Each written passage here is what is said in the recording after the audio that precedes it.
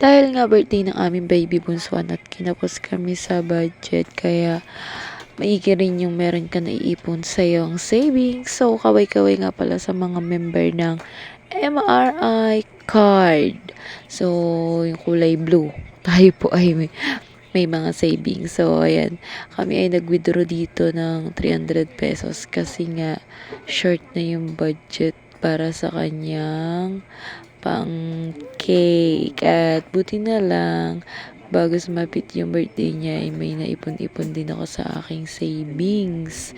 Kasi nga, umuutang ako sa kapatid ko. Kinukuha ko yung sahod ko na pinaglutuan ko sa kanya. Ay, hindi naman siya nakapagtinda kahapon. So, ano naman nga naman ang ibibigay, 'di ba?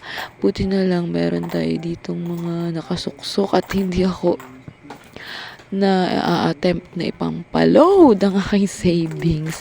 So, yun lang. At ito, binibilang ko kasi nga binawasan daw ni ma'am yung kanyang babariyahin. So, binigyan ako ng 200 na buo niyan. Thank you nga pala kasi nga maigi rin pala talaga yung meron ka nakasuksok. Kasi naman, pag may nakasuksok kami, iba kasi nangyayari. Kaya alam niyo, sa totoo lang, parang naano ako mag-ipon. Kasi kapag kami hawak kami na pera, ewan ko kung coincidence or hindi naman talaga ganyan yung diba?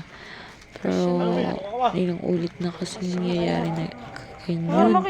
Kaya ng bonus ng asawa ko ng December, isang araw lang siyang natulog. Isang gabi lang siyang natulog sa bahay at kinabukasan dahil siya sa hospital.